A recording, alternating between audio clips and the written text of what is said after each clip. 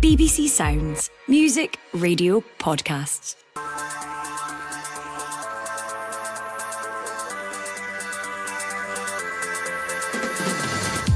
Hello and welcome to a special edition of the Scottish Football Podcast. I'm Martin Dowden, and after an incredible start to the season, today we're asking one very simple question.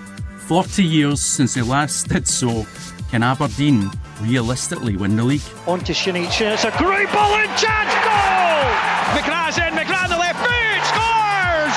Keskinen's up to the edge of the box, shoots and scores! McCracken got a touch, but Keskinen drives Aberdeen into a 2-0 lead.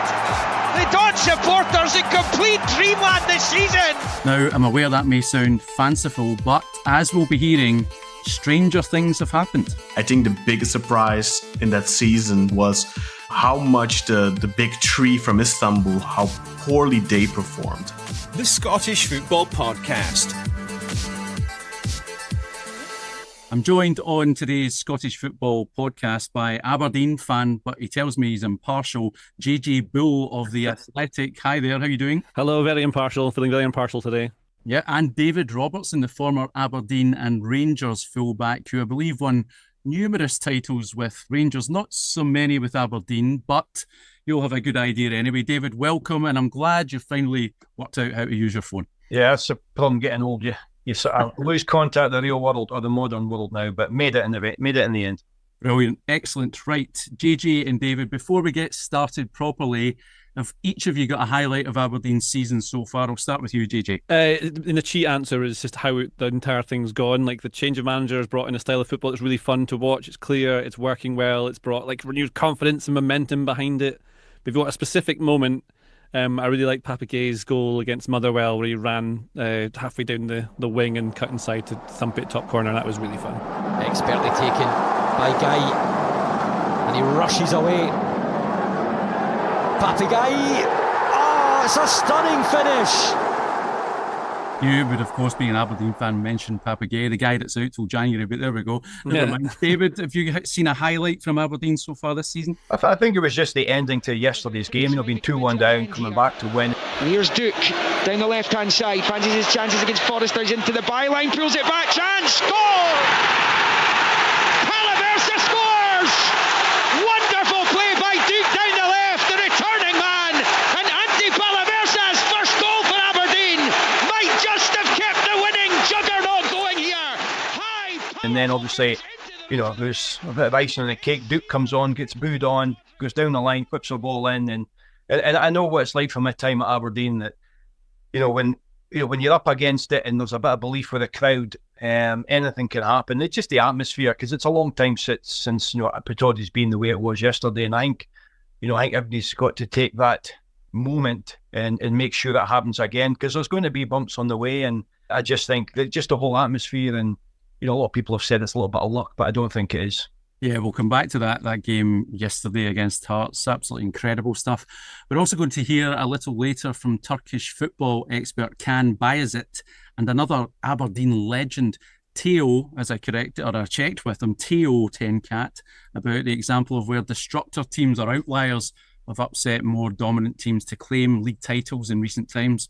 So why are we talking about all of this? Basically, we've all become conditioned in Scotland, of course, to expecting one of Celtic and Rangers to win the title, because that's what they tend to do 85% of the time overall and 100% of the time since 1985. But could this season be different? I'm sure by now you're all aware of the stats, but at the time of recording, Aberdeen have played 13 games this season, including 7 in the league, and they've won all 13. Absolutely remarkable. They're second in the Premiership in goal difference behind Celtic, who've also won every league game so far. With a game in hand, they're 19 points ahead of Hearts, who finished comfortably in third last season. They're the only team in UEFA's top 50 leagues to have a 100% record in all competitions this season. New manager Jimmy Thielen has also beaten Martin O'Neill's record 12-game winning run at the start of his time in charge of Celtic in 2000.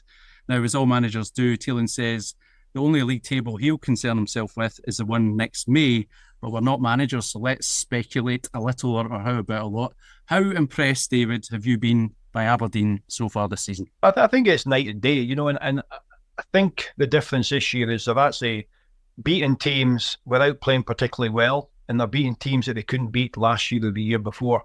And I think that's always the most important thing, winning the leagues. When you play against the so-called top teams, the Old Firm and whatever, those games take care of themselves. It's the other ones, if you're going to win the leagues or win things, you've got to beat them. You've got to be consistent. And I think the secret is, I know yesterday in Dundee, probably Aberdeen weren't at their best, and probably Dundee and Hearts were maybe the better teams and on the day, but they found a way to win. And I think that goes down to the new manager coming in. He's obviously, people can go on about tactics and whatever, but if you've got to have a dressing room they've got that will to win, and it just showed yesterday, 2-1 down. Maybe a year ago, 2 years ago, it might have been a case of, accept defeat kind of thing, but there was just that will, and the fans saw it as well, and they could actually go all the way. And I know that living in Aberdeen, and a lot of my friends are Aberdeen supporters as well, and all you hear is, they haven't played anyone yet, the bubble's going to burst. That's all they ever say. And obviously the Aberdeen, I live here as well, and a bit of negativity about it's too good to be true, it's going to blow up and it's going to be a disaster, instead of just enjoying it and enjoying this time. And because I think the more people buy into it, the more people, the supporters, are really behind them like they were yesterday. Anything can happen. Yeah, I was listening to yesterday's game on the quality coverage on BBC Radio on Sports Sound. JJ, I mean, as a fan of the club, I expected from the outside that might have been the day that it all sort of not fell apart, but that there would be a bit of damage done there the way things were going. But no, they turned it around. They got the result they needed. What have you made of that game specifically, and what's gone before? Well, I think a lot of what David's saying is totally correct about how it shows a lot of courage and conviction. I think one of the things you see that's also night and day from last season, particularly the first half of the season, is the level of composure that certain players are keeping on the ball and allowing things to calm down. So there's a Wanma Lilo, the Man City assistant coach, quotes that we use quite often at my work, where the faster the ball goes away, the faster it comes back. And so I think seeing players, especially like Nielsen, come in and really keep hold of the ball and calm things down just makes everything a lot more pleasant to watch. So you're not constantly fearing that the ball's going to come at you. I think there was a few errors from certain players yesterday, and I think that's going to happen as the pressure starts building and the expectations start going. It's natural to happen, but I think you've seen some players really step up. I think we saw from Hearts and probably from Dundee actually that other managers and analysts have worked out ways to find space against the way Aberdeen play now. So they're finding space, especially wide, and there's 2v1 situations that are happening, but which will get addressed and whatever going forward. So that's one thing to look out for going forward, is that now I think people will start to adapt the way they're playing, especially against what Tallinn is doing there. But that said, the being able to come back, being able to manage to weather, Hearts were pretty good in that game and they probably should have won it. 5 big chances, literally the statistics, big chances 5. They should probably have scored a couple more. XG heavily in their favour as well. But momentum does a lot for you, and I think getting through that game, it just helps you build on it, and having momentum and confidence can often mean you beat those underlying statistical models that you can easily lean on and say, well, this should have happened or that should have happened. So the unquantifiable things sometimes are the ones that will make a difference, and we've got lots of that, so it's very fun. David, are you a fan of mentioning XG? I can't handle it. I just can't have it. I don't know. Everybody's got their own opinion, but I think it's just... I think...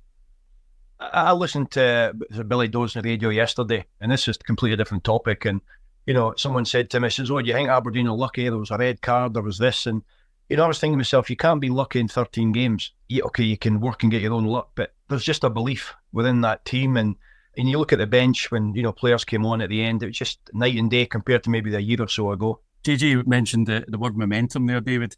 And, as a player and probably as a manager, I'm sure you can give us a bit of insight into how important that is. But what have you made of the way that the manager has come in? You often hear this with managers, they need time to implement their philosophy, their ideas. He hasn't needed time. What do you make of that impact so quickly? I think the big thing about Jimmy coming in is that he hasn't really got a connection with Aberdeen. Barry Robson came in, Stephen Glass came in, and he knows the pressures at Aberdeen and what can happen when things go wrong. But he's calm. From what I've heard from people within the club, is that he's very calm throughout everything. Even at 2-1 down yesterday, there wasn't a panic. There wasn't shouting and bawling. It was just calm, made his changes, and it worked. And I think he's got the players have got that confidence within him. And I think, like was mentioned earlier on, they're keeping the ball at the right times. They're trying to get the ball in behind it at the right times. The players have bought into it. And it always helps when you win your first few games because, like you say, the momentum part of it, it's actually easy when you're winning. If you're in a run when you're winning games, you don't think about losing. You don't think about drawing. You've got the belief you're 2-1 down. We can still do it. The crowd get behind them. It's when you're on the other side, when you lose a game, you wonder when you go win your next game and the crowd are on your back. They don't have the belief in you. You can see the manager panicking a bit. That's always happened at the clubs I've been at. But I think the way they are just now, they don't know anything else but winning. And they'll go into the next game against Celtic with that belief that they can go and win. They know that Celtic struggled against Ross County. Obviously, they weren't too great in Germany. And they've got a number of games coming up. And obviously, they've got a hell of a lot of players away in international duty as well. So I think anything can happen. But the momentum part of it is great. And it was great yesterday. I was at the game yesterday. And it was just great, the atmosphere. At 2-1 down, it was still that will to go and win. Whereas maybe a year ago, even the supporters might have given up at that point. Yeah, I was actually going to ask about the Tawdry itself. I didn't realise you were at the game yesterday, David. JJ, I don't know if you've been there. I know people that have been there this season, but I imagine Aberdeen fans have been craving for something like this to happen for so long. It must be amazing to be there and witness this sort of atmosphere and the fans buying into what's happening. Yeah, I think a lot of the stuff the club's done very well has been off the pitch recently as well. Like it seems much more professional than it was 15 years ago even. I think a lot of the things that whoever, like Dave Cormack has overseen and brought in, especially you can see that there's staff now who deal with match day experiences to try and raise it so it becomes more accessible, especially for families. I think that's really relevant. So I know like a lot of my friends bring their kids now to the football. And it's an enjoyable thing. It helps when you're winning because I think everyone likes to watch that. But the whole matchday experience is just more fun and more impactful. It doesn't feel, at times in the past you feel a bit just old. I think it just feels old and you need to embrace new things and change, I think, and move on a bit. And as for, we've wanted this for forever. Like, the last cup we won was the League Cup. The last team that Aberdeen, I'm a neutral member. The last cup Aberdeen won was 13-14 League Cup. And before that, we won the Coca-Cola Cup as well. But like last time I won the league was, I think, the year I was born. So I've never been able to ever really enjoy a league campaign ever. And it's really fun, but there's lots of caveats. I like that. I like the way you delivered that. But there's lots of caveats. You're just waiting for something to go wrong. I can sense it. So I'll ask you directly then. How sustainable do you think this is? I'm sure you didn't imagine being where you are right now, but you are. Well, there's a lot to it, and I'm not trying to be pessimistic, neither pessimistic or optimistic with it. I think genuinely, Aberdeen are there, they're playing very well, and like we discussed, momentum is important, and especially if you go in as a new manager and you get that, and you can help build that, and that helps you beat a lot of underlying things. However, what I would say is that if you look at, whatever you think of expected goals, it is a model, and with expected threat, it's a model that clubs throughout the world base entire data analysis teams. I knew you would come back at me with that. I will crush you on XG because it's it's a thing that clubs around the world use it. Brentford, hugely behind it. It's all to do with it's the betting numbers come into it. It's all really relevant. But if you look at underlying numbers, what you see is that Aberdeen are overperforming. So expected goals of 9.9 roughly, and they scored 15. So it's an overperformance. Now the good thing is the players who beat and teams who beat XG models are ones who are really good, because the expected goals is what a normal average player should be expected to score. So if you're really good, you can beat that. And you see the best players do that consistently. Erling Haaland, Harry Kane, they always beat XG individually. Teams, really good ones, Man City, Arsenal, Liverpool, they beat their XG models. The year Liverpool won the league during COVID, they destroyed XG numbers. They should not have won the league that year, but they did because they were beating teams with momentum, confidence, real leadership and character. And it's a good way of playing football. So that's scoring goals. And when you go look at against Aberdeen, what you have is we have the third best expected goals against, which is excellent. And that's what you need. If you're going to try and break a duopoly or monopoly in the league, all the clubs who've done that, I think almost all of them, basically have done that by having the best defensive record. So that is the real bit you have to get right. But again, overperformance. So an XGA of 9.2 and goals conceded is 5. So it's a slight underperformance. Overperformance, I should say. And what should happen throughout the season is it should probably revert to being somewhere in the middle, which would still put us roughly around about third or fourth. So I think everything we're seeing is that Aberdeen are genuinely this good, But when you add in momentum, confidence, and like the recruitment has been exceptional. Like there's really good players in there playing in a way that suits everyone. They can keep the ball in possession for moments when you need to. But I think you see constantly the up back throughs. Like there's always looking for the third man, always finding a man in space. And that's clearly done in the training ground. I think good players combine and do that, but you see it's all guided. So they've got all the kind of support behind them with the coaching team to do things they're supposed to be doing. And the numbers show that they are where they should be. But because we're doing so well and it helps you guide up, up, and up, and up, it could easily be that they push further along the season. And it genuinely could be. I think Celtic are too far ahead, and I think I can't allow like the non-neutral fan in me to think that we could possibly actually do that. It's just too far ahead. It's crazy. But you never know. And that's why football is really fun, because sometimes that does happen. Well, I think you taught me a lesson about XG there, JJ. Thank you very much for that. Sorry. I would love to have seen some of David's former managers listening to that and see how they reacted. But anyway, that's an aside. You made many very good points there that I'll have to just move on from. As unlikely as it is, if Aberdeen were to win the Premiership this season, it would be their first top-flight title in 40 years. In Turkey, the Istanbul clubs Fenerbahce, Besiktas and Galatasaray have won 59 out of 68 Super League titles. However, in 2022, Trabzonspor managed to upset the Big Three and claim their first championship in 38 years. I caught up with the Turkish football expert Kaan Bayazit to learn a little bit more. Kaan, just how big a surprise was it when Trabzonspor won the Super League in 2022? That's a good question. I think they came close quite a few times over the last 40 years. So I'm not sure how close Aberdeen have gotten over the last 40 years, because I know it's been about 4 decades for them. But Trabzonspor had multiple close calls where they almost got a title again. So you knew it was going to happen sooner or later. It wasn't the biggest surprise in the world, but I think the biggest surprise in that season, 2021-2022, was how much the big three from Istanbul, how poorly they performed. I think that was the bigger surprise. So that would have helped it. The context, of course, being that Galatasaray, Fenerbahce, Besiktas are the dominant teams, or are thought of as being the dominant teams. So when I say surprise, they maybe were pushing for it, but still to topple them, I would imagine, was a big deal. All three of them had a massive letdown of a season, I would say. Besiktas were the reigning champions, and they had an injury-plagued start to the season that really took all the momentum out of them, all the wind out of their sails. They finished their Champions League campaign with 0 points. Galatasaray, they finished 13th that season. That's their record worst, if I'm not mistaken. And then Fenerbahce, if you look at the final tables, they looked still okay with a respectable 70-odd points, but they really only came into form towards the end of the season. They had a good run towards the end of the season, and at that point, Trabzonspor had largely ran away with it already. After just 29 match days, Trabzonspor had 70 points and were 15 points ahead of number 2, who were surprisingly Konyaspor.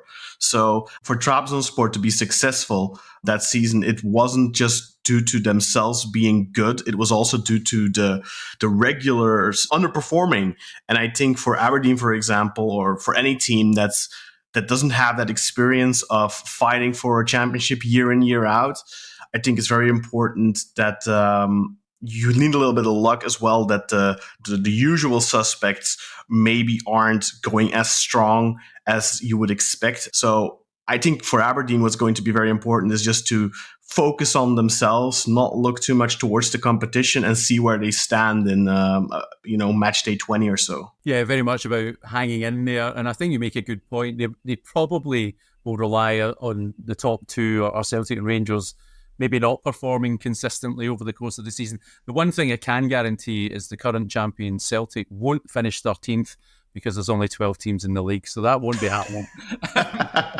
One thing I can guarantee in football. I mean, do you, from the outside, looking at a team like Aberdeen, think it's possible, given the knowledge you have of Scottish football and how dominant Celtic in particular have been over the last few years, but Rangers as well over the long term, could you see them going all the way? Well, I have a couple of friends, Özcan and Kartal, who live in Glasgow, actually, so they keep me clued in a little bit.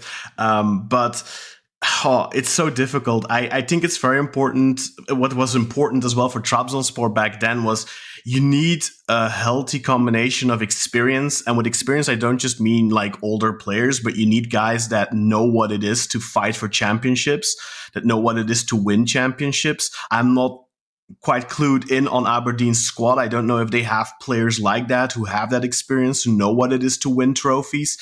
Either you need players like that in your dressing room, or you need a coach that knows what it is to win trophies. I think that is very important. And what I noticed with Trabzonspor was they didn't really have either. Abdullah Avci had never won a championship in his career, who was the coach. They had fantastic players like Marek Hamsik, but Hamsik never won a championship at Napoli either, you know? So for them, it was really important that the traditional three had a very weak season. And you could really notice, like I said earlier, in the first 29 games, they had 70 points. In their last 9 games, the final stretch, they only won twice. They only got 11 points. So they really felt the nerves sneak in, and they were comfortably ahead, which ultimately resulted in them winning the championship, still relatively comfortable. But you could see, even with that healthy lead of over 15 points at some point, they were still super, super nervous and uncomposed. And I think that is the most important thing for Aberdeen, is that they focus on themselves. They go as far as they can. They need to ride the momentum as long and as well as they can. And of course, I know how important it is in Scotland to win those big matches. They'll have to beat Rangers and Celtic. If they lose those games, then yeah. So I think the experience is going to be vital, and I don't know if they have that. Yeah, you've summed it up very well, and I think Aberdeen fans and maybe even people at the club might take note. All they need to do is beat Celtic and Rangers and build up a very big lead early. Brilliant. It's that simple. The Scottish Football Podcast from BBC Sports Scotland. Turkish football expert Kaan Bayazit there. David, can you see a world where Aberdeen can not only challenge for the title come the end of the season, but realistically win it? I think there's every chance. I think obviously you can see Rangers are not firing on all cylinders at the moment. Aberdeen are 5 points ahead of them, which we would have expected. Celtic, I know they're meant to be so far ahead, same in points, but they've got difficult games in the Champions League, which I know that you're going and playing in some of these great stadiums, and then like they did on Sunday there, they've got to go to Dingwall. I remember one time I played in Juventus and then had to go and play at Firhill on a Saturday, and it was a struggle. And sometimes when you've got a lot of games, it's very difficult. Aberdeen's probably fortunate that there's no European football this year. I know with David Robertson there was a lot spoken about games and how tiring it was coming back, and you can maybe say that about Hearts at the weekend, but they've only got that to deal with. And I think the next 2 or 3 weeks, or the next 2 or 3 games will not decide, but it will see how close or how far away Aberdeen are. I think it's going to be interesting against Celtic, is how he plays. Does he play the same way, or has he got the fear like all the other managers have got and go and camp in and try and sneak a draw? I think he'll try and have a go. But the problem is with an Aberdeen manager is when you go and play these games against the Old Firm and you sit in and you get beat with a goal in the last minute, you get slaughtered. You go and open up and you get beat 5-0, you get slaughtered. Sometimes you can't win, but I think he's got the confidence in his own ability. But I think the team itself, I'm not saying they'll be thinking about winning the league, but they won't be thinking about losing any games, and they'll be looking forward to going to play against Celtic, as opposed to maybe this time last year dreading playing Celtic. Aberdeen has an affinity with the Netherlands, of course, and the last time they were seriously challenging for the league had a number of high-profile Dutch players such as Theo Snelders and Hans Hielhuis in the Netherlands since the formation of the Eredivisie in 1954. One of Ajax, PSV or Feyenoord have won the title 61 out of 66 times. So for someone to disrupt that triopoly is incredibly rare. Yet, remarkably, in 2009 and 2010, AZ Alkmaar and FC Twente did just that. To find out how, I've been speaking to another legendary Dutch Don, Theo 10 Caat. As well as playing for Aberdeen, you also played for FC Twente for 7 years across 2 spells when you were there. Yeah. Were they ever expected to challenge for league titles? Yeah, we did. We had a great season. And I mean, in Holland, it's a bit difficult to challenge the big teams because Ajax, PSV, Feyenoord every year play in Europe. So it's a lot of money involved. But 4 games before the end of the season, we were second behind PSV. We lost the 3rd game at the end of the season. And then, of course, you've got the problem, and that's another issue I want to talk about you with Aberdeen. It's not only about the 11 players, it's also about what comes next to the 11 players, because you need 18 good players to win the championship. You can't do it with 11, 12, or 13. There are a lot of things happening. You play a lot of games, injuries, suspensions, whatever it happens. You win the championship, not with the 11 players who play, but with the 7, 8 players who are on the bench, because they have to challenge them all the time on the training session. It's the same thing with what happened at FC Twente. Our team wasn't good enough. The 11 was good.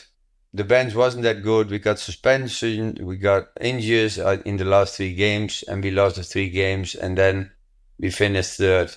So we had a chance to win the league in 97 or so. When they did actually win the league in 2010, how big a surprise was it, and what was the reaction like in the Netherlands? Yeah, it was a surprise, of course, but it was a gamble as well. FC Twente bought a lot of good players. They bought players who actually they couldn't even buy. It almost went to a bankruptcy. So you can win a championship as a smaller team for once. You have to take chances, but remember, the chances can also make a lot of problems. Obviously, the example you're citing there, Twente were a surprise winner. You've described how they maybe got there. Aberdeen's a different case. They're not buying their way there. Essentially, They've started very, very well. How surprised are you, or how does it feel to see your old club challenging at this stage? And could you see them sustaining it? I'm almost 30 years gone, and I'm still looking every Saturday or Sunday, and I still read the news of Aberdeen Football Club with a lot of interest. They've got a manager who got a vision. You can see that if you win 8 or 7 games in a row. I have to say it's all close games. There's one game it's a 1-2. They had some lucky with red cards. So I have to be a bit critical. I don't want to cheer up all the people of Aberdeen that they're going to make a chance of winning the title. You have a bit of luck.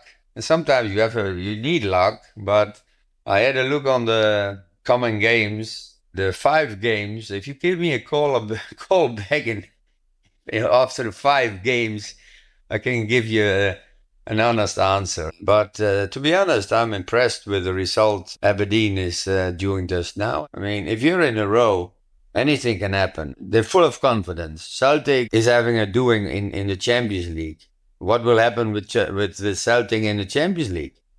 Will there be injuries? I mean, they lost 7-1 against Borussia Dortmund. That gets in their head as well. Aberdeen doesn't have that problem. They can just focus on the team and the team.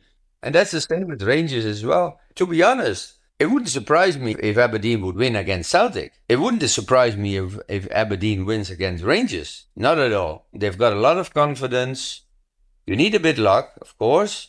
We won in 91 against Rangers, to the surprise. Goff was there. There were a lot of good players. Peter Huistra, McCoy, all those kind of guys. We won easily 2-0 at Ibrox. And we had a good spell at that time as well, because Alec McLeish was fit. And that's what I would say, that when Alec McLeish went injured after a while, we were at that time at top of the league. Alec got injured. We had a problem. Our best player was out for half a year, and it all went down. So hopefully it won't happen this year with Aberdeen.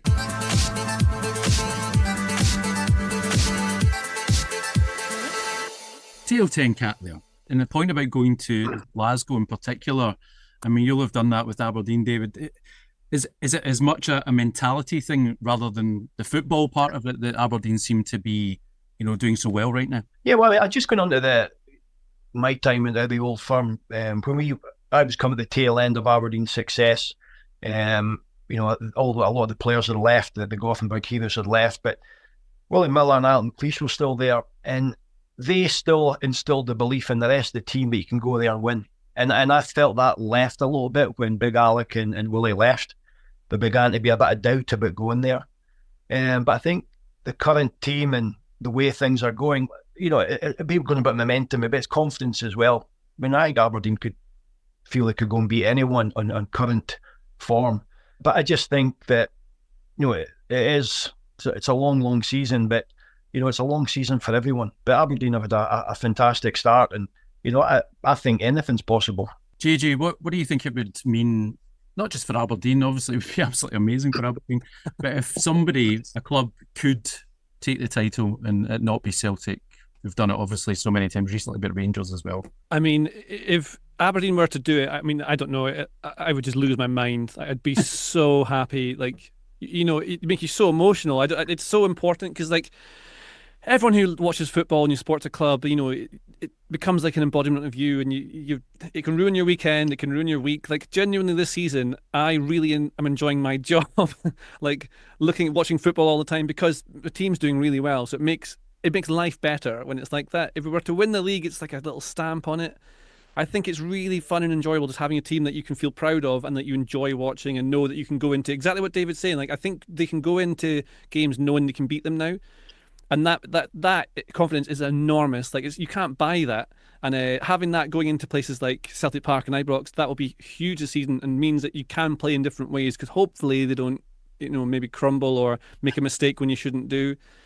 But, like, to actually win it would be, I mean, I don't know. Do I move back to Aberdeen? Maybe. Okay, well, on the evidence of what you've seen so far, commit. Come on, tell us, where do you see Aberdeen at the end of this season? I genuinely think it could challenge for second, but I think it will level out and we'll be third, but it'll be a good third.